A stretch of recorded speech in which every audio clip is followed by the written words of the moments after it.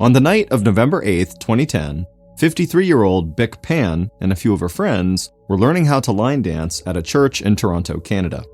Bic and her friends had been going to the dance class every week for a while, and Bic finally felt like she was getting the hang of it. Bic was average height with long black hair, and she wore workout clothes, glasses, and bright red lipstick. And while she danced, she felt her feet aching and sweat was running down her face, but she couldn't stop laughing because she was having so much fun. When the last song ended, she and her friends made their way out of the church into the parking lot. It was a mild November night for Toronto, with temperatures around 50 degrees Fahrenheit. But after getting hot and sweaty while dancing, Bic felt a slight chill when she stepped outside. She and her friends laughed more as they talked about some of their least graceful moments on the dance floor. Then they all said goodnight, and they'd see each other at the church the following week for more line dancing. And Bic walked across the parking lot, got into her Lexus car, and drove off towards her house in the suburbs. And while she drove, she looked out the windshield at Toronto passing by, and she thought about what a fun night she had just had. And she felt happy and like she belonged here in Toronto. And that was a big deal for Bic, because it had taken her a long time to feel that way. Bic had come to Canada about 30 years earlier in the late 1970s when her family fled Vietnam as political refugees after the Vietnam War. She had grown up speaking Vietnamese and Cantonese, and so when she came to Canada in her 20s, learning English had been hard for her at first. And she had struggled to find work, and she didn't feel like she fit in anywhere she went. But then, Bic had reconnected with a man she had known briefly in Vietnam, Han Pan. Like Bic, Han had come to Canada from Vietnam with his family following the war, and Han had also grown up speaking Vietnamese and Cantonese. And so, when Bic and Han met in Canada, it was like they finally had someone who understood everything they had gone through. And they had quickly fallen in love and gotten married, and a few years into their marriage, they had started a family, having a daughter and then a son. And together, Bic and Han had worked hard to make money and put enough away to give their children more opportunities than they had when they were growing up. And while it had never been easy, Bic felt like she and Han had achieved that goal, because when the children were young, they had done really well in school and had participated in different extracurricular activities and had made great friends. And now that their kids were in their 20s, they were pursuing good, stable careers, and so Bic was finally giving herself a chance to relax a little and enjoy the place that had been her home for 30 years. At about 9:30 p.m., Bic pulled into her secluded neighborhood in Markham, a large suburb of Toronto, and she drove towards her house. Big two-story homes lined the streets, and the neighborhood was calm and quiet. Bic pulled into her driveway, and she noticed that most of the trees in her and her neighbors' yards had started to lose their leaves. She thought that was a shame because she loved the burst of color the changing leaves gave the neighborhood in early fall. Then, Bic opened the garage door and parked her Lexus in the garage next to her husband Han's Mercedes-Benz. Bic closed the garage door, stepped out of her car, and winced a little because her feet had gotten even more sore from her night of line dancing. Then she went inside the house and walked down a long hall into the living room. Bic's house was big, with high ceilings, hardwood floors, a basement that had been converted into a family room, and a staircase that led to 4 bedrooms on the second floor. But the prized possession in the house, at least as far as Bic was concerned, was the piano in the living room downstairs. When Bic and Han were younger, they had worked and saved to buy that piano for their daughter, Jennifer. And as Jennifer grew up, Bic and Han knew they had spent their money wisely, because Jennifer had been a gifted piano player from the time she was a little girl. And even now, at 24 years old, Jennifer still played the piano regularly and made extra money working as a piano teacher. And listening to her daughter play that piano in the living room was still one of Bic's favorite things in the world. Bic walked through the living room past the piano and slowly made her way upstairs. Her feet felt like they were pounding, so she held onto the banister to make her climb a little easier. And when she got to the second floor hallway, her daughter, Jennifer, popped out of her bedroom, smiled, and said hello. Jennifer was 5 foot 7 inches tall, with black hair tied into a long ponytail, and she wore a white sweatshirt, black yoga pants, and a pair of glasses with black frames. Jennifer was about to go back to school and start classes at a nearby college to become a pharmacist, and she had lived with a friend closer to Toronto for a while, but now she'd moved back home with her parents, and she'd managed to save up a good amount of money for school from teaching her piano lessons. Bic knew Jennifer was very much a young Canadian woman who saw her Vietnamese parents as somewhat old-fashioned. But Bick hoped that she and Han had at least passed on their beliefs about working hard and saving money to their daughter. Bick and Jennifer talked to each other in Vietnamese, and Jennifer laughed while Bick recounted stories from that night's dance class, and Jennifer's laugh was infectious, so before long, Bick started laughing too. Then Bick said she wanted to get changed, so Jennifer went back into her bedroom, and Bick headed down the hall to her and Han's bedroom. When Bick walked in, Han was already drifting off to sleep in bed, but he woke up enough to say hello to his wife and ask how her dance class went. Bick said she'd had a great time and couldn't wait to go again next week, and then she changed into her pajamas, which had pictures of Winnie the Pooh on them. Then Bick told Han goodnight and walked back downstairs. She went into the kitchen, grabbed a large bowl out of a cabinet, went over to the sink, and filled the bowl with ice-cold water. Then she walked into the living room and sat down on the couch. She put the bowl down in front of her on the floor, and then put her feet inside the bowl. Bick smiled and leaned back on the couch. The ache in her feet was finally starting to go away. Bick grabbed the remote off an end table, turned on the TV, and found the channel that showed Chinese news programs in Cantonese. Because as much as Bick might have finally felt at home in Canada after living there all those years, she still enjoyed ending her nights by watching the news in one of her first languages. Then Bick heard footsteps coming down the stairs. She turned and saw her daughter, Jennifer, walking into the living room. Jennifer headed towards her mother on the couch, but then suddenly stopped cold. Jennifer turned and looked out one of the living room windows to the street in front of the house, like she saw something that she couldn't quite make out. Then she walked to the front door and looked out the small window on it, and she leaned in close to try to get a better look. Bick turned away from the TV and asked her daughter if everything was okay, and Jennifer, who now had a chance to see what was out there, realized that what she had seen outside was just a car parked across the street. So she stepped back from the door and told her mom that, you know what, everything's fine, it's just a car. Then Jennifer said goodnight to her mom and headed upstairs. Bick turned back to the TV, and as she watched the news, she stretched out a little more on the couch, and she felt like this was the perfect end to her day. At almost 10:15 p.m., about 45 minutes after Bick had gotten home, she was still downstairs soaking her feet and watching the Chinese news. And Jennifer was lying in bed in her room upstairs. Her room was filled with Jennifer's college textbooks that she had marked up with notes over the years, and she knew when she went back to school soon to pursue her career as a pharmacist, she'd have to start hitting the books again. But she still had a couple of months before classes started, so she wasn't thinking too much about school yet. Instead, she had spent most of the night just texting with some friends and with her ex-boyfriend, Daniel Wong. Jennifer and Daniel had dated for years, going back to their time in high school together, and Jennifer had thought they were destined to get married someday. But then, over a year earlier, Daniel had broken up with Jennifer and he'd started seeing someone else. But even after they'd broken up, Jennifer and Daniel remained friends. They had a lot in common, they liked spending time together, and they were both willing to give advice when the other one needed it. And recently, their text messages and occasional phone calls had gotten a little flirtatious, and so Jennifer thought there might be a chance that she and Daniel could get back together. So she laid in bed with her phone in her hand, looking at the last text she'd sent to Daniel, and wondering if she should send another one. But then, Jennifer heard the sound of the front door downstairs open and slam shut, and then Jennifer heard the sound of someone walking through the house.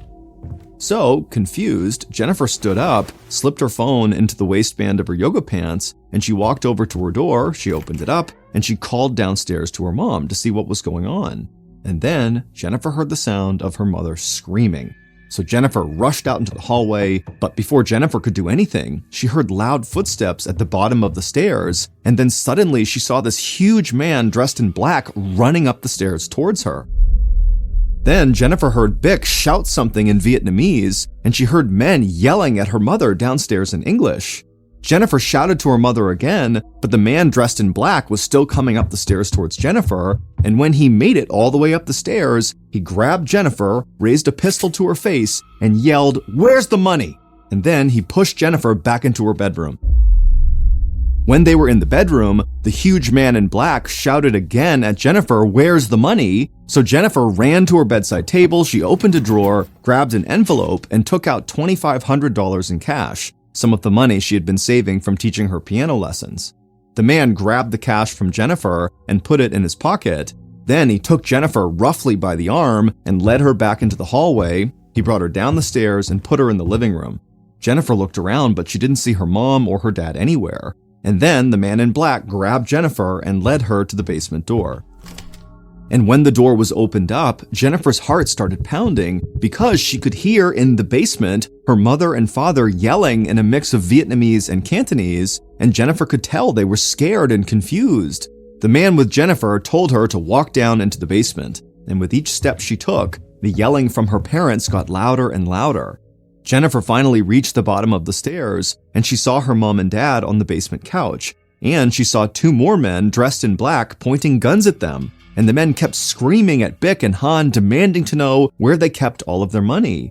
But Bick and Han were so scared, and they struggled to reply in English. And when they spoke, the men with guns didn't really understand them, and so they got angrier and angrier and just began yelling louder and louder at the parents.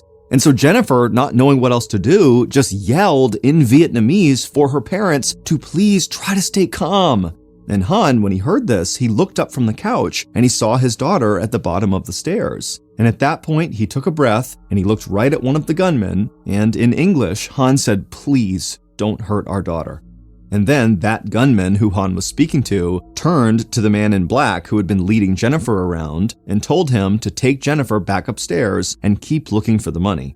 So the big man in black led Jennifer back up the basement steps, and as Jennifer walked up to the first floor, she could hear her parents screaming again and the gunman just screaming right back at them.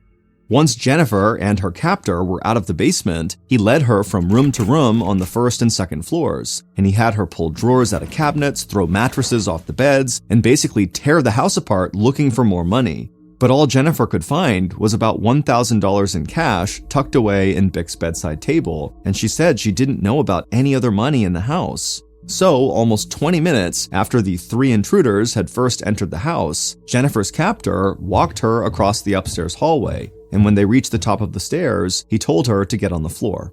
Then he pulled 2 long black shoelaces out of his pocket, he crouched down and he grabbed one of Jennifer's arms and he tied it to a metal bar that supported the banister on the stairs. Then he took the other shoelace and tied her hands behind her back. Once the man was sure Jennifer was restrained, he left her there and he headed downstairs, and Jennifer heard the sound of the basement door open and slam shut again. Jennifer tried to stay as calm as she could, but she was borderline panicking. However, as she laid there, she felt that she could actually move her hands a little bit behind her back. So she took a deep breath and stretched her fingers out to feel her phone tucked into the waistband of her yoga pants. And she slowly pulled the phone out and held it in both of her bound hands, and she was able to crane her neck around just enough to see the keypad. But then the basement door flew open and Jennifer heard the sound of footsteps running across the floor downstairs. And then she heard the front door open and close, and she thought she heard one of her parents screaming and then the front door opening again. So Jennifer took another deep breath, she looked down at her phone, and she managed to punch in 911. And when the emergency operator picked up, Jennifer started yelling that people had broken into her house and she didn't know if her parents were okay and they needed to send help immediately. Minutes after this 911 call, Constable Mike Stesko of the Markham Police sped through the streets of the Pan family's quiet neighborhood with his sirens blaring. Stesko's rookie partner, Brian Derrick, was in the passenger seat, and the young man couldn't believe what was happening. He was shocked when they got the call that there had been a break-in nearby because breaking and entering, and most major crimes, were rare in this part of town. But over the years, the older cop, Stesko, had learned that dangerous people can be anywhere, even in nice neighborhoods with big houses and luxury cars parked in the garage. Stesko eased off the gas when he saw flashing lights from police cruisers and ambulances right outside of the Pan's house. He parked the car, and he and his rookie partner, Derek, stepped outside. And immediately, Stesko worried that they were dealing with something far worse than just a robbery, because Jennifer's father, Han, was lying on his driveway and blood was pouring down his face. Paramedics were already hovering over Han, so Stesko, Derek, and several other officers walked towards the front door.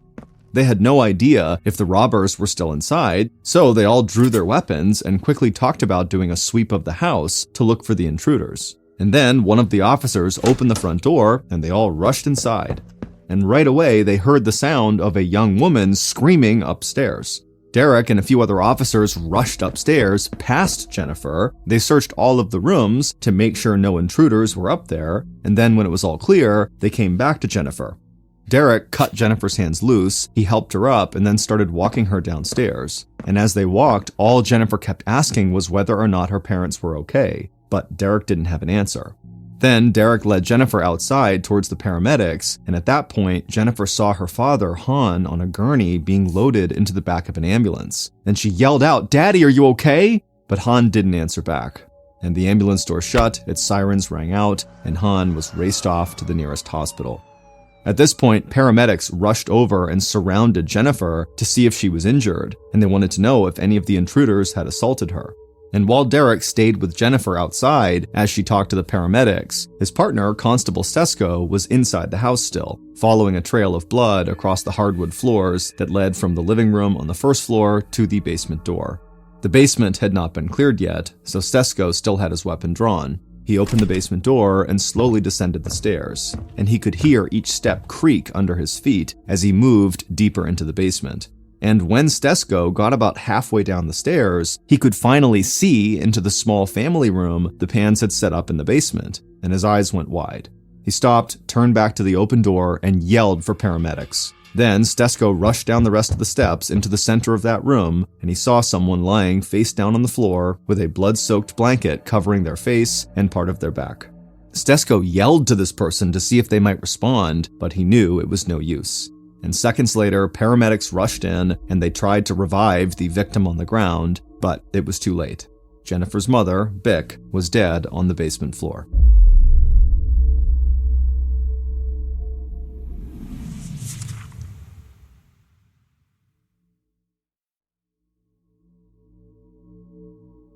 At 1:30 a.m. on the morning of November 9th, so over 3 hours after the home invasion had begun, Jennifer was sitting on a bed in a hospital room in Markham. Doctors had examined her and found that she was physically okay, but they had given her anxiety medication to help calm her down.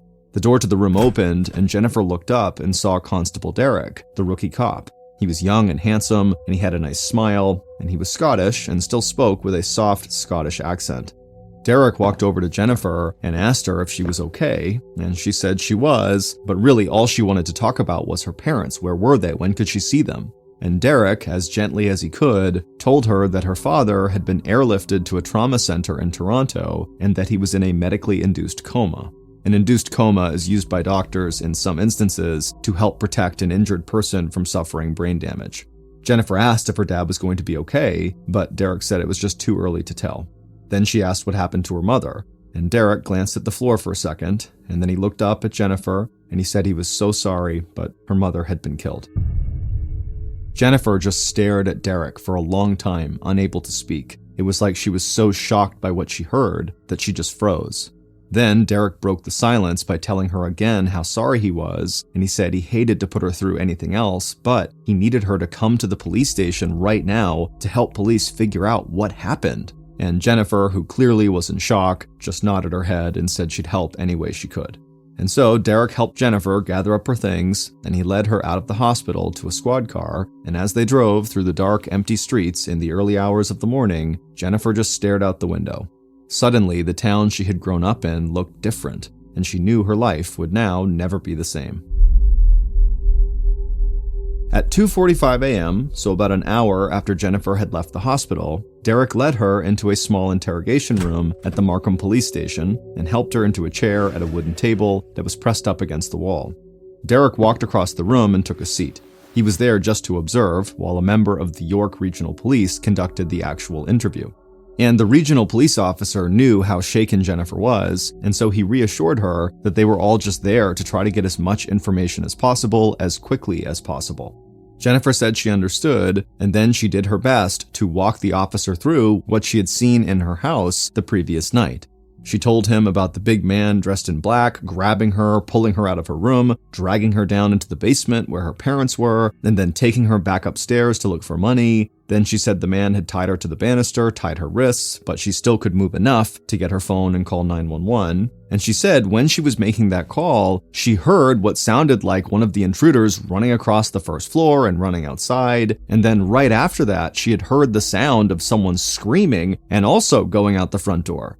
And she didn't realize it at the time, but now she thought that that second person, the screaming, must have been coming from her father, and he must have been trying to get out of the house because she knew police had found him in the driveway outside when they had arrived. The officer asked Jennifer if she could identify any of the men who had come into the house, but she said they were all dressed in black and their faces were covered, and they were all much bigger than she was. Then the officer leaned in a little closer to her and asked Jennifer what was her relationship like with Daniel Wong. And immediately, a confused look came across Jennifer's face, and she said she and Daniel had dated for years, but now they were just friends. The officer nodded and then asked her if she knew that Daniel was a drug dealer. And for a second, Jennifer just stared at him, and then she said, well, Daniel did sell a little marijuana when he was in college, but that's it. And sensing the direction that the police were taking this, Jennifer said again that, Daniel was just her friend and that there was no way he could have anything to do with anything like this. The officer scribbled some notes down in a small notepad and then quickly moved on to another line of questioning. And for the next 2 hours, he and Jennifer would talk through the night several times over, and by the end of the interview, all the police really knew was that they were looking for 3 tall young men. And despite what Jennifer might think about this, the police believed that her ex-boyfriend, Daniel Wong, could absolutely be one of those 3 men. At 10 a.m., about 5 hours after Jennifer left the police station, she was pacing back and forth in a waiting room at a Toronto hospital. Jennifer's younger brother, who was a college student, had come back into town early that morning when he got the news about the attack on his family. And now he was sitting in a chair watching his sister walk back and forth while they both waited anxiously for any news about their dad.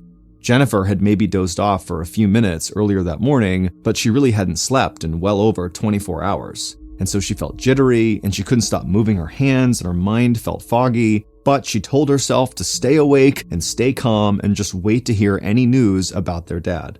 And then finally, a doctor walked into the room and Jennifer stopped pacing. The doctor had a very serious look on his face, and Jennifer and her brother kind of held their breath. But the doctor said things were looking good, and he believed their father, Han, would recover from his injuries. And after hearing that, Jennifer's brother got out of his chair, and he and his sister hugged. The doctor told them that they would need to be patient though, because Han was still in the induced coma, and it could be days before he came out of it. Jennifer and her brother said they totally understood, and they thanked the doctor for giving them the good news, and that they would wait to hear more. When the doctor walked out of the room, Jennifer and her brother just stood there in silence for about a minute. The news about their dad was very positive, but they both realized that focusing on their dad had given them an excuse not to think about what had happened to their mother.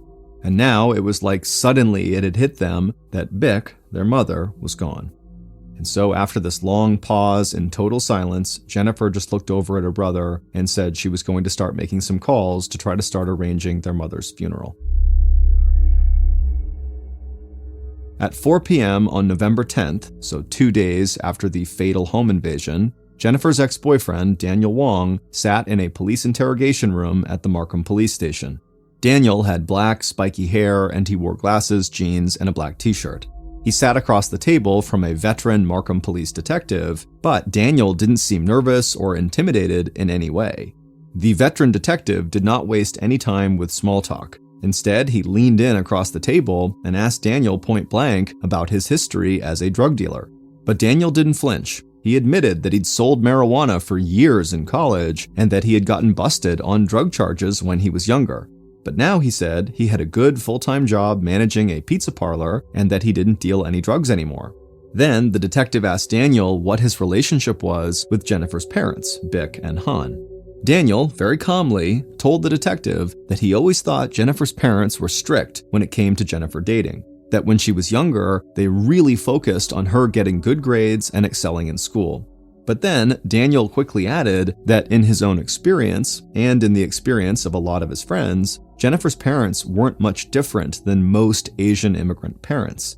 The veteran detective sat back in his chair and just stared at Daniel for a minute. He was a little taken aback by how calm and straightforward this young guy was being. So the detective finally asked if Daniel had any thoughts on who might have wanted to hurt Jennifer and her parents. And for the first time in the interview, Daniel hesitated. He looked down at the floor and shifted in his chair, so the detective leaned across the table again and asked what Daniel was keeping from him. And at this point, Daniel looked up and he said he might know something, but he had promised he would never talk about it. And the detective said he understood that, but he needed to know if Daniel had information that could lead police to the men who had broken into Jennifer's house. Daniel nodded, and in a quiet voice, he told the detective that months earlier, Jennifer had called him crying. And when he had asked her what was wrong, she said that a group of men had attacked her near her house, and they had raped her. The room went completely silent, and the detective just stared at Daniel. Then the detective said that Jennifer had not told police anything like that. But Daniel said he wasn't surprised, because Jennifer had never told anyone about it other than him, and she had sworn him to secrecy because she felt sort of ashamed about it. Following this interview with Daniel, the investigative team still looked at Daniel as a potential suspect, but they wanted to act fast on this possible new lead about this group of men previously attacking Jennifer and raping her. And they wanted to interview Jennifer again to see if she would corroborate what Daniel had just told them about this attack on her. So, on November 11th, 3 days after the home invasion, Jennifer returned to the police station. And while detectives followed up with her, other members of the investigative team returned to the scene of the crime. And as they walked through the Pan's house, they found a key piece of evidence that they had overlooked on the night of the actual attack. And that piece of evidence, and information from Jennifer's second interview, would put police on the trail of a new suspect. And then, on November 12th, 4 days after the fatal home invasion, Jennifer's father, Han, came out of his medically induced coma. And when Han spoke to the police, he gave them information that proved they were already on the right track. And so eventually, Han's information would lead police to discover exactly what had happened on the night Bick was killed. Based on Han's information, evidence found at the scene of the crime, interviews, and cell phone data collected throughout the investigation, here is a reconstruction of what police believe happened on the night of the fatal home invasion, November 8th, 2010. At 10:15 p.m., 3 gunmen dressed in all black sat in a car parked in the shadows across the street from the Pan's house. Each of them held a pistol in their hand. One of the gunmen stared out the passenger side window at the Pan's house. He saw the TV was flickering in the living room window, and he saw one of the upstairs bedroom lights was on. The man took a deep breath and then looked at the other 2 men and told them it was time to move. Then all 3 gunmen got out of the car, they crouched down low and ran across the street. And one of them opened the Pan's front door, and all 3 rushed inside to the living room. Bick looked up from the TV, and the gunmen started yelling at her. Then one of them rushed her and grabbed her off the couch. The bowl she had been soaking her feet in fell over, and water spilled across the hardwood floor. Then one of the gunmen dragged Bick through the room and down into the basement. The other 2 gunmen ran upstairs and split up when they reached the second floor. One of the gunmen ran down the hall and threw open the door of the main bedroom where Han was sleeping, and the gunman screamed at him, "Where's the money?" And Han jolted upright in bed. But before he could figure out what was happening, the gunman had shoved a pistol into his face. Then the gunman grabbed Han by the arm, dragged him out of bed, and forced him downstairs into the basement with his wife. Once in the basement, the gunman threw Han onto the couch where Bick was already sitting and screaming. And the 2 gunmen who were in the basement with them yelled at Bick and Han more and more about wanting to know where their money was. Soon after that, the 3rd gunman came into the basement leading Jennifer, and Jennifer immediately yelled out to her parents to please try to calm down. And when her father, Han, saw his daughter, he began shouting at the gunman not to hurt her. Then the 3rd gunman took Jennifer out of the basement, while the other 2 gunmen stayed behind with Bick and Han. But Bick and Han continued to shout louder and louder at these 2 gunmen, pleading with them to spare them and to spare their daughter. And the 2 gunmen who were down there started to lose their confidence, like it would be really hard to shoot these 2 people who were begging for their lives right in front of them. So one of the gunmen walked across the room, grabbed a blanket off the arm of the couch, and threw it over Bick and Han's heads to kind of hide them from view, to make it easier to be really aggressive and violent with them. And then that gunman stepped back across the room and joined his partner, aiming their guns at Bick and Han. But Bick and Han continued to scream out from under the blankets, asking them to please spare us, spare our daughter. And finally, the two gunmen just looked at each other, and then they both aimed their weapons, one at Bick and the other at Han, and they both fired. The first bullet ripped through the blanket and struck Han near the corner of his right eye. Under the blanket, Han felt blood streaming down his face, and his head slumped over. A bullet from the other gun hit Bick in the neck, and blood spatter stained the inside of the blanket. Both gunmen fired again, and they both hit their victims in the shoulder, and under the blanket, Han and Bick stopped moving. But one of the gunmen walked back to the couch, raised his weapon to where Bick's head was under the blanket, and he fired one more time. This bullet struck Bick in the head and exited through the back of her skull, and she died on the basement couch right there. Upstairs on the second floor, the third gunman stood over Jennifer, who was tied to the banister.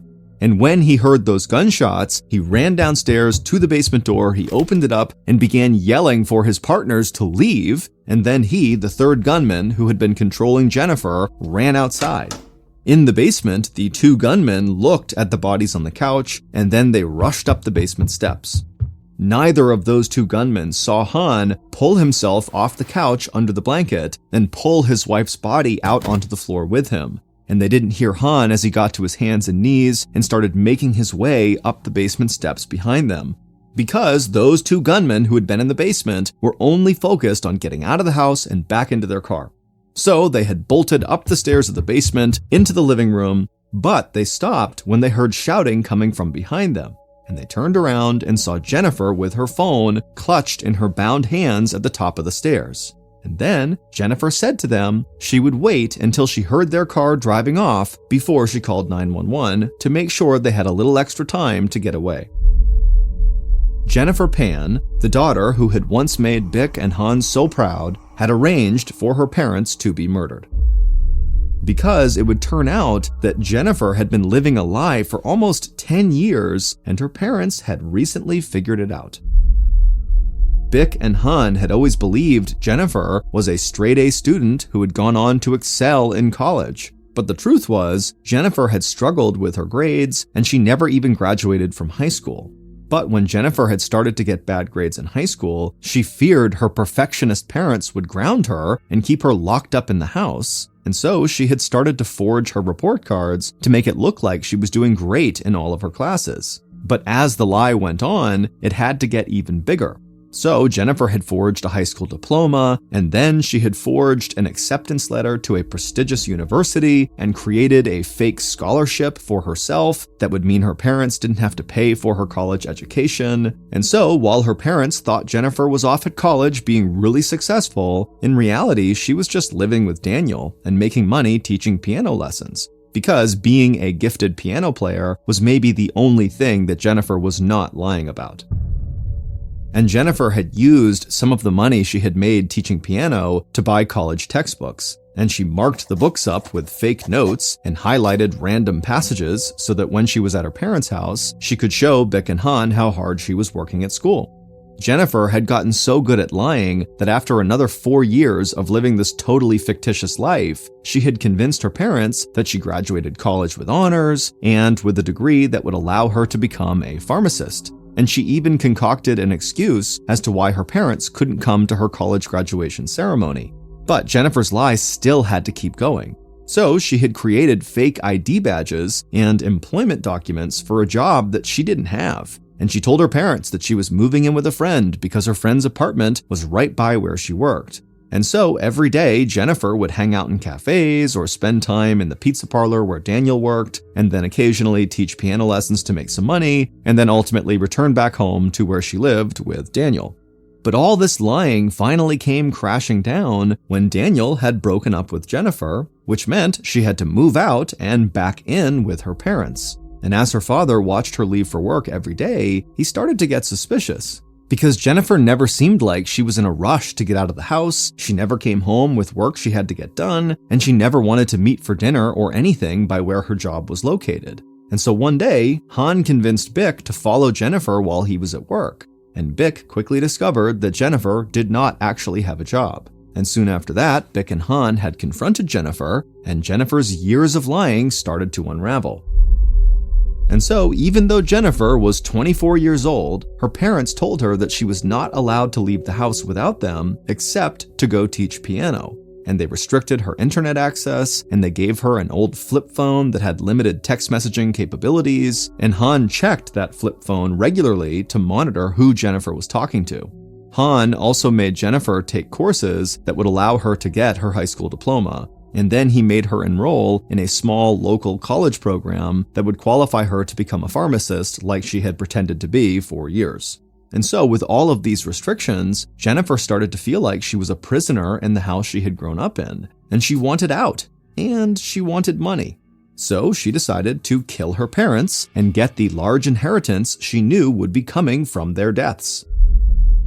Jennifer knew she didn't have the stomach to actually murder her parents herself, but she figured Daniel might know some people from his drug dealing days that might be willing to do it. But Daniel had broken up with Jennifer and kind of moved on, and so Jennifer needed to lure him back in. So one night she had called Daniel crying, and when he asked what was wrong, she lied again and told him that she had just been attacked and raped. And soon after that, Daniel and Jennifer started talking regularly again. And eventually, Jennifer offered Daniel money to find people to kill her parents. And so Daniel connected with an old drug buddy who said he'd do it, and that man brought in 2 more people to do the job with him. So Jennifer paid those 3 men to murder her parents, make it look like a robbery, and make it appear like Jennifer herself was a victim. She gave them a layout of the house, and she even unlocked the front door for them when she had gone downstairs into the living room to say goodnight to her mother, who was soaking her feet, on the night of the murder. And this bizarre, winding story started to become clear to the police when they went back to the scene of the crime. Because in Jennifer's room, they discovered that she had hidden a burner phone, which is a cheap prepaid phone people can use anonymously, that Daniel had bought for her. And on that burner phone, police found text messages between Jennifer, Daniel, and another man that sounded like they were planning a crime. And some of those text exchanges had taken place on the night of the murder. Then police discovered that Jennifer had called Daniel and the other man from the hospital where Han was to warn them that Han was going to recover. Finally, when Han came out of his medically induced coma, he told police what had happened in the basement. And he said when he cried out for the gunman not to hurt his daughter, he watched as his daughter leaned over and casually whispered something to the gunman who was supposedly her captor. And after that, Jennifer and this third gunman just began laughing together, and then they casually walked together up the basement steps to the first floor. And in that moment, Han realized his daughter had arranged for he and his wife's execution. Jennifer Pan, Daniel Wong, and 2 of the 3 gunmen were found guilty of first-degree murder and attempted murder. They were sentenced to 25 years in prison without parole, which was the maximum sentence they could receive for the crime in Canada. The 3rd gunman was sentenced to 18 years in prison. And after Jennifer's trial, her father Han released a statement. He said he missed his wife terribly, and he hoped his daughter Jennifer would still become an honest person someday. In 1937, the Japanese declared war on China and invaded their country. The United States, who was friends with China, initially did not intervene in fear of provoking Japan. But after the Japanese murdered hundreds of thousands of unarmed Chinese civilians and the Japanese attacked an American warship, the United States was forced to step in. American officials responded to the Japanese aggression by placing serious economic sanctions and trade embargoes on Japan, believing this would cripple their war efforts in China, causing them to have to retreat. However, these sanctions and embargoes did not have this effect. Instead, they just angered Japan and made them even more determined to hold their ground in China. Over the next few years, the United States and Japan attempted to negotiate some sort of settlement, but neither side would make any concessions, and so neither side would budge. A few years later, on the morning of Sunday, December 7th, 1941, the Japanese launched a surprise aerial attack on the American military base in Pearl Harbor, Hawaii. After the 2-hour attack was done, over 2,400 Americans were killed, with another 1,000 wounded, and 300 airplanes and 20 ships were either destroyed or significantly crippled. The Japanese had hoped this attack would goad the United States into lifting the sanctions and embargoes they had placed on them from back in 1937. But instead, all the Japanese did was goad the United States into all-out war with them.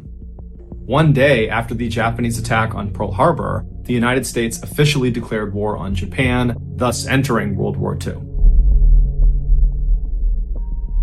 On the day the Japanese bombed Pearl Harbor, Jack Lucas, like every other American in the country, was glued to his radio listening to the news. He was devastated and shocked at this carnage he was hearing about in Hawaii.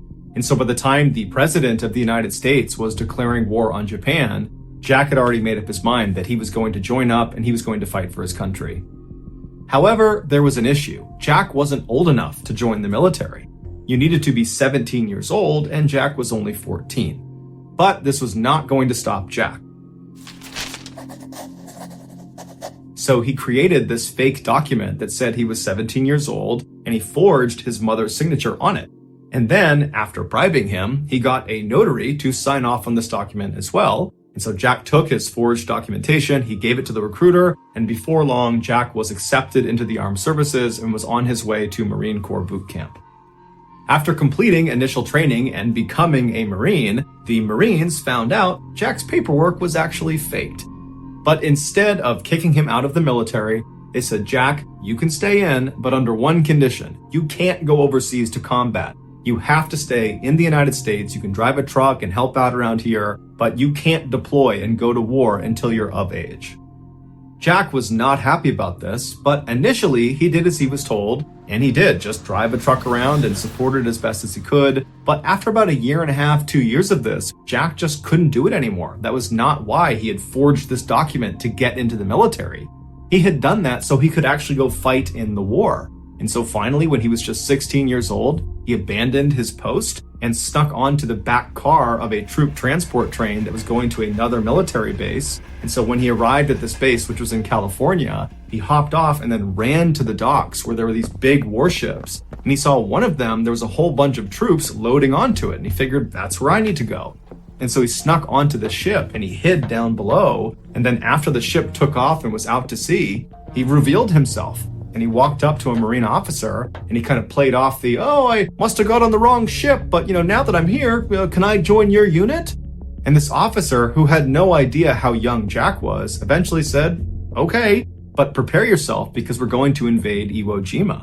Now, Jack had never heard of Iwo Jima and did not know its significance. But frankly, Jack didn't really care. He was just glad that he was actually going to see combat. What Jack couldn't have known, and what the other Marines on the ship couldn't have known either, is that the battle for Iwo Jima would become one of the bloodiest and deadliest battles of the entire war. The Japanese that were on this island defending it were absolutely fearless and would not surrender despite being outnumbered, and they were heavily entrenched in these caves and tunnels built in all over the island, and they rarely left these caves and tunnels. Which meant Jack and the other Marines, when they landed on this island, the only way they could fight the Japanese was by literally crawling down into these tunnels, which were usually booby-trapped, and fighting up close and personal with the enemy.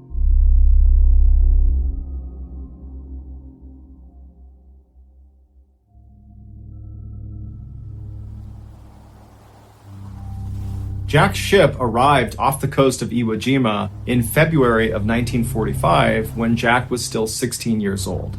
On February 19th, the first wave of Marines climbed down the side of this big ship down onto these smaller amphibious landing crafts, and then one by one they began making their way towards Iwo Jima to begin the invasion. Jack was not part of this initial invasion. He would be going out on day 2 with the second wave of Marines. And so Jack and all the other second wave Marines just stood at the front of the ship and watched as these amphibious crafts made it up to the beach and then just got completely gunned down by Japanese machine gunners that were lining the beach. And so by the second day, when Jack and the rest of the Marines are getting ready to launch their assault, there are literally thousands of dead Americans just lining the beach. But Jack and the other second wave Marines, they knew this was their job, this was their duty, and so they were undeterred. They climbed down the side of the ship, they boarded their amphibious landing craft, and began the journey towards the island. As they got closer, the Japanese machine gunners opened fire not only on Jack and the boat he was in, but all of the crews that were coming towards the beach. And so hundreds of Americans were just getting gunned down before they even reached the sand. Jack and his crew managed to get to the beach, and so as the gate dropped on their boat, and as Jack is running onto the beach, the men around him are just getting cut to pieces by these machine guns. Jack manages not to get shot, and he, along with 3 other Marines, run up the beach and they lay down in front of the sand dune that protected them from these machine gunners. Jack knew he couldn't stay there for very long because the Japanese were also firing artillery shells onto the beach, and so it would just be a matter of time before he was blown up. And so Jack and these other 3 Marines that had arrived at the same time, they began moving north, doing their best not to get shot or blown up, stopping behind rocks and trees and jumping behind sand dunes. And after a couple hours of doing this, the 4 of them reached the airfield at the northern end of the island. And when they get there, a machine gunner inside of a pillbox is like a small concrete fort that only has openings on 3 or 4 of its sides that are just big enough for a machine gun to poke through. A machine gunner inside one of these pillboxes notices Jack and the other 3 Marines, and they open fire on them. And somehow, Jack and these other 3 Marines managed to not get shot, and were able to maneuver and then fire through one of those openings and take out the machine gunner inside. And so now that this gunner is down, Jack and the others see the opportunity to run forward and take more ground of this airfield. And as they're running, other Japanese soldiers in the general vicinity, they see them, they start opening up on them from other pillboxes and other locations, and it forces Jack and these Marines to just jump into the nearest trench to avoid getting shot. And so they're jumping into a Japanese trench, which is a deep hole dug in the ground to protect yourself from getting shot. And as they jump in there, they're expecting to see Japanese soldiers coming towards them, but there weren't any soldiers. But they knew they couldn't stay there for very long because eventually Japanese soldiers would come through here and then they'd get killed. And so they quickly decided their best bet was to basically get out of this trench and run towards the pillbox where they knew they had taken out the machine gunner inside, so they could actually take that pillbox for themselves. And so their plan was they would run towards it and stop inside of each of the trenches along the way to protect themselves because they know there are other Japanese that know where they are. And then once they get to the pillbox, they can regroup and call in reinforcements. And so one of the men Jack was with said, "Okay, I'll go first." And so he climbs out of his trench as the Japanese are shooting at him, and he sprints about 10 or 15 feet until he gets to the next trench on the way to this pillbox. And so Jack is watching as this guy jumps into this trench, and as soon as he disappears out of view, this Marine is immediately turning around and scrambling to get back out of the trench, and he's trying to run back towards Jack and the other 2 Marines he was with. It would turn out this guy had jumped into another Japanese trench that was full of Japanese soldiers. He'd actually landed on top of an actual soldier. But these Japanese soldiers were so caught off guard by this, they didn't have time to react and shoot this Marine before the Marine was able to scramble out and get back to Jack and the others. And then for the next several minutes, Jack and these other 3 Marines opened fire on these Japanese soldiers in this trench like 10 or 15 feet away. And these Japanese soldiers, they too opened fire on Jack and the other 3. Jack was able to take out 2 of the Japanese soldiers before his gun jammed. And so he ducked down into the trench to work on his gun. And as he's down there, he notices there are 2 grenades on the ground right next to him. And so without any hesitation, he yells, "Grenade!" to the other Marines, and then he jumps on top of them, smothering the grenades with his body. One of the grenades was a dud, and so it didn't explode. The other was not a dud, and it went off. The way a grenade works is there is a small piece of explosive that is inside of metal housing that's usually spherical, and this metal housing is the thing you actually hold onto and throw when you throw a grenade. And so when this small explosive is triggered by pulling the pin and releasing the spoon, it detonates and it causes the metal housing itself to be ripped apart and sent flying. Basically, when a grenade goes off, it's like having hundreds of pieces of jagged metal shot off in every direction that are all traveling roughly at the speed of a bullet or faster. And so naturally, a grenade up close is incredibly lethal. In fact, the kill radius of a typical fragmentation grenade is about 5 meters. When the grenade under Jack that was not a dud exploded, it sent Jack flying into the air, and then when he came back down again, his comrades saw him and they could see he was clearly devastated from all the fragmentation that had been pumped into his body, and so they assumed he was dead. But even if they thought he was alive for some reason, there was nothing they could have done to have helped him, because they were actively being engaged by dozens of Japanese soldiers that were only about 10 or 15 feet away. And so eventually, these 3 other Marines that Jack had just saved were forced to leave Jack where he was and retreat back to the beach, and they would all live. The Japanese soldiers in the trench that they were fighting against would eventually come into Jack's trench, but most likely when they saw Jack laying there just completely ruined from this grenade, they assumed he was dead, and so they just kind of left him there. But Jack wasn't dead. He just couldn't speak, and he couldn't see anything, and he really couldn't move, although he could wiggle a few fingers on his left hand. And so for hours, as he lay there in agonizing pain, in and out of consciousness, he just wiggled the fingers on his left hand, hoping an American would see him and know he was still alive. And you gotta figure, this whole time, it is just constant chaos all around him. His chances of survival are incredibly slim. The idea that an American is going to find him and be able to evacuate him is almost zero, and he must have known that. But by some miracle, eventually another American unit did find their way into Jack's trench, and they did notice him wiggling the fingers on his left hand. And so they were able to evacuate him from the trench down to the beach, and from there, under the cover of darkness, they were able to bring him out to a hospital boat offshore. And there he would begin the first of 26 major surgeries to remove the grenade shrapnel from his torso, his arm, and his face. Despite his grievous injuries, Jack would surprisingly make a full recovery. And 8 months after his injury, the President of the United States would award him the highest decoration for bravery, the Medal of Honor. He would be the youngest recipient of this award since the 1800s, and to this day, he is one of only a handful of miners to have won this award. Following his departure from the military, Jack would survive a near-death experience while skydiving when both of his parachutes, his main and his reserve, failed, and he just smashed into the ground, but somehow lived. He would also survive a very bad house fire, and he would survive an assassination attempt on his life by his ex-wife. And so naturally, he titled his memoir Indestructible. Jack would eventually die of natural causes on June 5th, 2008. He was 80 years old.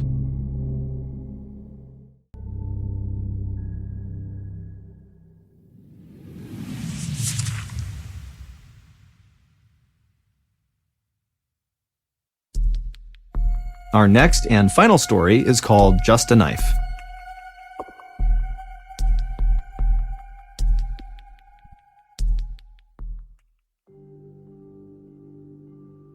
Born in South Texas in 1935, Roy Benavidez was orphaned as a young child and sent to live with his uncle. As a young teen, he had to drop out of school to work in the beet and cotton fields just to help support his family. When he turned 18, he decided he wanted to get away from his hometown and do something bigger with his life, and so he enlisted in the Army, and shortly after that he went to airborne school and then was assigned to the very famous 82nd Airborne Division. In October of 1964, Roy was a part of the first 125,000 Americans sent to Vietnam. While on a classified operation that required Roy to dress up as an enemy combatant, he stepped on a landmine in the middle of the jungle and nobody else was with him, so he's totally stranded. But fortunately, a squad of US Marines came upon him, but from what he was wearing, they assumed he was an enemy soldier, and so they almost walked past him, but someone thought to just flip him over and see who he was, and they discovered he was American and he had American dog tags on. And so he was evacuated from Vietnam and sent to an American hospital, and there a doctor would tell him that he had a serious spinal injury and that it was unlikely he would ever walk again. And Roy's first reaction was, please don't discharge me from the Army. Because for Roy, the Army was his life. It was all he had. He was incredibly proud of it. And he desperately wanted to go back to Vietnam. And so he pleaded with the doctors and the nurses, please let me have some time to try to regain my strength in my legs so that I don't get medically discharged. And so they said, look, you're going to get medically retired if you aren't walking within the year. And so every night when his doctors and nurses would leave, he would fall out of his bed and then drag himself across the ground to the wall, and then he'd pull himself up and try to put weight on his legs and attempt to build strength back up and retrain himself how to walk. And after 6 months of doing this every night, he did literally reteach himself how to walk. He built up strength in his legs, and his doctors and nurses, they're watching this transformation during the day, but they're not seeing him at night. And they're telling him, this is a miracle. We've never seen this before. We've never seen someone recover so quickly. And Roy just stayed quiet because he wanted to make sure he was allowed to keep doing that every night. And so finally, after those 6 months, his doctors and nurses agreed that, yep, he's good. He can stay in the army. But the army said they wanted him to take a desk job because he had already been so badly wounded in combat. And Roy didn't want that. He pleaded with them to let him go back to the 82nd, but they said, no, we're not going to risk you getting hurt again. And so he was sent to North Carolina for his desk job. And as soon as he got there, he began training like a maniac every minute of every day, trying to get in the best shape of his life, because his plan in his head was once he got there, he would try out for Special Forces. He would try to become an Army Green Beret, which is the premier combat unit in the Army. It's one of the hardest ones to get into, and their training program is in North Carolina. And so after a few months, he was in amazing shape, and he asked his superiors, can I go try out to be a Green Beret? And they're like, I can't believe you're even walking, but you know what? You've come this far, you can go try out. And just a couple of months later, Roy Benavides was a Green Beret. A year later, in 1968, so 4 years after Roy was nearly killed by that landmine, he was sent back to Vietnam for his second combat tour. And as soon as he got there, the fighting was very intense. On May 2nd of that year, Roy had a day off, and he was spending his day off at a church service inside of their wooden shack they had built on their base. And while he was in there listening to the chaplain, he heard a radio call come out from the communications table that was just outside of the shack he was in, and it sounded like someone was in trouble. And so he ran outside to listen to the radio, and what he heard was this very desperate call from someone yelling into the radio, get us out of here. And in the background of this radio call is just a constant barrage of gunfire. The call for help came from a 12-man Army Special Forces team that had been ambushed by an entire North Vietnamese Army infantry battalion. To put that in perspective, that is 12 Special Forces members, of which many of them Roy knew personally, in the middle of the jungle, where on all four sides there are over 1,000 enemy combatants. As Roy is hearing this distressing transmission come across the radio, he hears overhead the sound of incoming helicopters. And he looks and he sees there's 3 birds that are coming towards their base. And so he runs over to the landing zone to greet the helicopters as they come in, and he can see as they're landing, they are all completely covered in bullet holes. And as soon as they touch down, Roy runs up to one of the door gunners, which is this 19-year-old kid, and he looks kind of dazed. And Roy asks him, what's going on? Where'd you guys just come from? Were you out there at that ambush site? Do you know what's going on with that 12-man team? And the door gunner just collapses into Roy's arms and dies. He had been shot up. These 3 helicopters had attempted previously to fly into the jungle and save that 12-man team, but they had been shot off and had been unsuccessful. Roy helped get the dead door gunner out of the helo, and then he turned to the pilot of this helo where the door gunner was, and he asked him, are you going to go back out there and try to save those guys? And the pilot was obviously so distraught about the death of his door gunner, and also the fact that there are 12 men out there that they could not rescue, that he's chomping at the bit. He wants to go back out there. And Roy immediately volunteers, hops in the helo, and they head out to go rescue this 12-man team. So not only are there only 2 of them, but Roy was so eager to volunteer himself, he forgot his gun.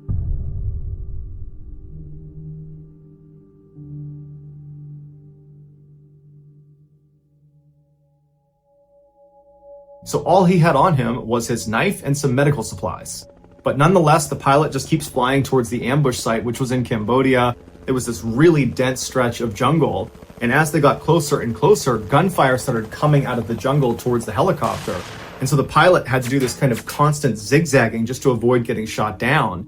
And so as they're zigzagging, they notice there's some smoke coming out of the jungle. And it was very clear that this 12-man team is trying to signal to the helo, here we are, come get us, because they can hear the helicopters coming in. And so the pilot tried to fly down and get as close as he could, but anytime he got even marginally close to this team, the rate of fire would pick up so dramatically that the helo was just about to get shot down. And so the pilot began to turn away, and he told Roy, we can't get any closer. We're going to have to get more people in here. And Roy just tells him, no, get as low as you can, and I will jump out into the jungle. And the pilot turns to him and he's like, you can't do that, you're gonna get killed. And Roy somehow convinces this pilot that he alone, without a gun, is totally competent. Just put me down in that jungle and everything's gonna be just fine. And so the pilot said, okay. And he lowered right over the canopy of this jungle, about 100 yards away from where this 12-man team is trapped. And without any hesitation, Roy just leaps off the helicopter into the jungle. Now, you gotta understand that where he was jumping was where the enemy was. He was literally jumping, no parachute, no gun, no anything, just crashing through the canopy onto the jungle floor where he'll definitely be surrounded by enemy combatants. And so he plummets through the canopy, he smashes onto the ground, he pops up and just starts running through the jungle with enemies on either side of him towards the 12-man down team. And the enemy was so surprised to just see this American running through the middle of the jungle by himself with no weapon that they hesitated for a minute and they didn't open fire on him. But when they did open fire, Roy got shot in the face, in the back of the head, in the leg. They threw a grenade that detonated at his back and sent shrapnel into him. But none of it stopped Roy. He just kept on running until he made it to this downed 12-man team. And when he got to them, they were in terrible shape. They were doing their best to stay behind some trees, but rounds were coming in from all directions, and 4 of them were already dead, and the others that were still alive were critically wounded. In fact, one of the most able-bodied of the surviving 12 had been shot in the head and was missing an eye and could barely see out of the other one. And so he's fighting to stay conscious and he's generally trying to shoot in one direction. But I mean, that's their best guy at this point, to give you a state of how they were doing. But Roy ran up to this guy, he pulled him down, he gave him a shot of morphine in the arm, and he repositioned him because he couldn't really see, and told him where to shoot his gun. And then, under a constant hail of bullets, Roy low-crawled to each of the other living team members and gave them morphine shots, and then began dragging each and every one of them away from the ambush site to this other area where there was better cover, and there was a nearby clearing that he believed a helicopter could land in if the pilot was really daring. On one of Roy's last trips back to the ambush site to get the last few surviving members, he saw 2 other men that were part of this team that had been totally cut off from the main group. And when Roy had jumped into the jungle and ran in, all his adrenaline had kicked up and he just hadn't done a head count. And so he didn't realize there were 2 other people over there.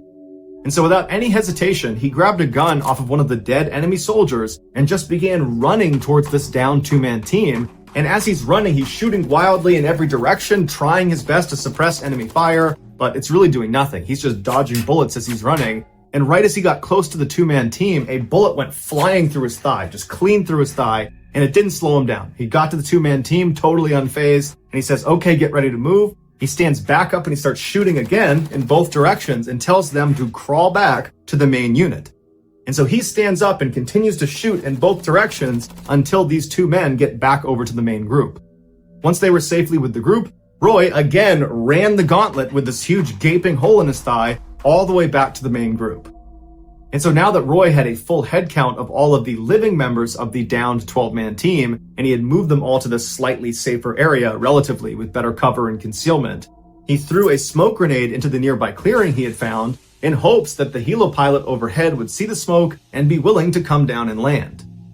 The pilot that had dropped off Roy had not actually left the area. He had moved away from all the fighting, but he was loitering in case something like this happened.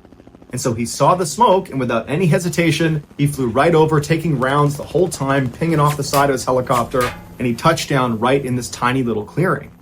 And so as the semi-able-bodied surviving members of this unit began making their way over to the helicopter, Roy began running around a little ways off from the helicopter, picking up rifles off of the dead enemy and shooting back at the enemy, dropping that gun, running over, picking up another one, engaging the enemy over and over again, doing everything he can to try to protect the extract of his men behind him.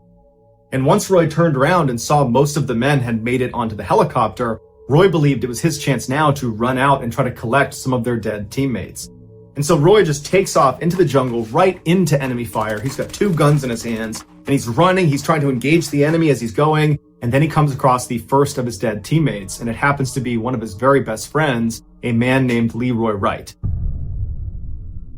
And so he grabs Leroy and begins trying to haul him back towards the chopper, and as he's moving, Roy gets shot again, this time through his stomach. So he tries to keep himself on his feet, And as he's doing that, a grenade detonates behind him, sending more shrapnel into his body, knocking him unconscious. When he came to, he started looking around, and he could see in the tree line dozens of enemy soldiers running towards him. And so he knew if he tried to bring Leroy back to the chopper, that was a suicide mission.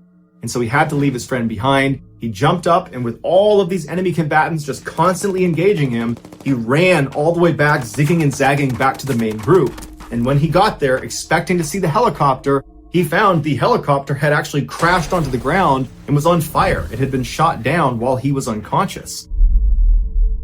And so he ran over to the flaming shell of this helicopter, and he saw the pilot had been killed, but some of the men that had climbed on, the men that he had just rescued, they had survived the crash and subsequent explosion. And so Roy just leaps into the burning vehicle and starts throwing these survivors out.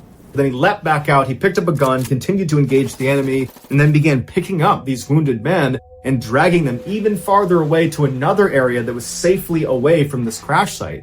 Because he knew if he didn't get all these people away from the crash site, pretty soon mortars are going to come raining down on this area, because their enemy is going to want to kill any of the people that are going to try to rescue the people that were on the helicopter.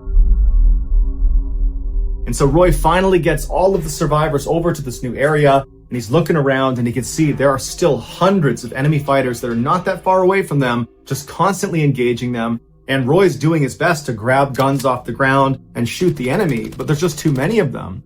And he's looking around at his team, and everybody's on the brink of death. And so is Roy. He's just functioning on adrenaline at this point. And he thinks to himself, the only way we can get out of this is if we call in what's called a danger close airstrike. So what you need to understand about how airstrikes work in a combat zone is there's someone called a controller that is on the ground directing the aircraft overhead. They're the ones effectively telling the plane where to shoot. And so a danger close airstrike is when the controller tells the aircraft overhead, I want you to drop a bomb right here, giving them the grid coordinates, but where they're telling them to drop is basically in the same position where the controller is. You'd only do it if you're being overrun. It's a way to ensure your enemy gets taken out, even if that means taking yourself out.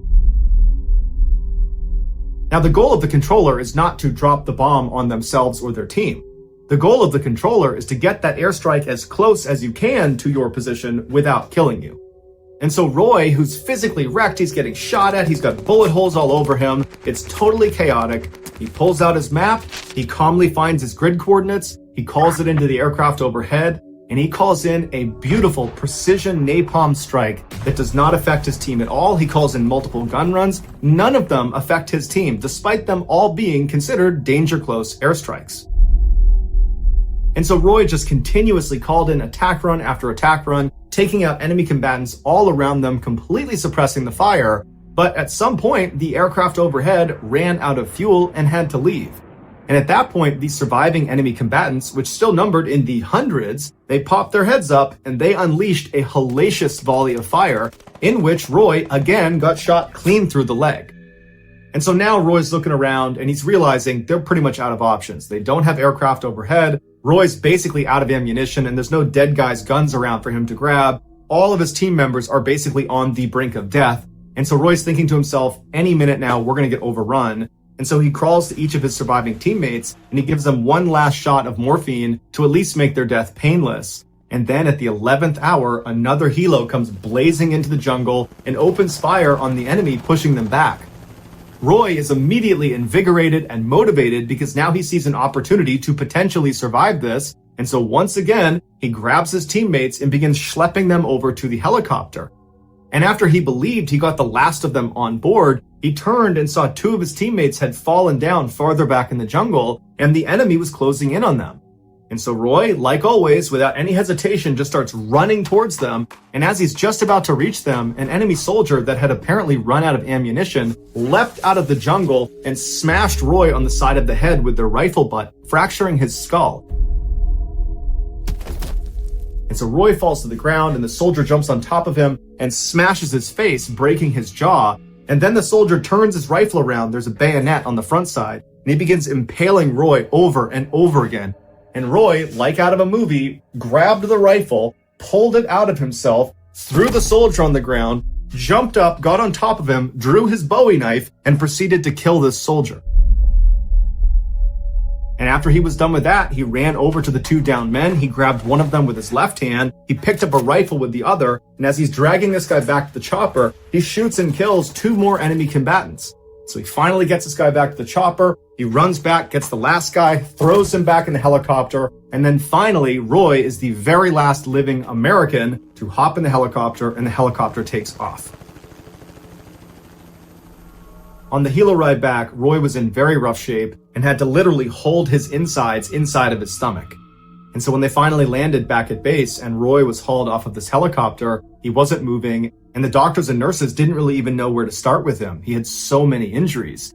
He had 37 significant holes in his body from gunshot wounds, from bayonet wounds, from shrapnel. And so they started trying to treat him, but there was no heartbeat, no pulse, and so they declared him dead. Roy's body was moved into a body bag, and as the doctor was zipping it up again, Roy spit in his face.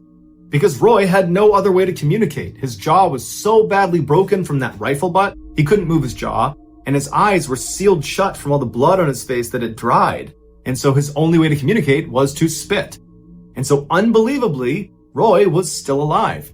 And so they took him out of the body bag and they shipped him to Japan for intensive surgery. And then he was transferred to Texas, where he spent a year rehabbing from his severe injuries. Roy was immediately given the Distinguished Service Cross and was put in for the Congressional Medal of Honor, which is the U.S. military's highest award for valor. But the paperwork took a really long time, and so Roy was not actually given the Congressional Medal of Honor until 1981. Of the 12 men that were trapped in that jungle, 8 would survive, all thanks to Roy Benavides. Roy passed away in 1998 as a result of complications from diabetes. He was 63 years old.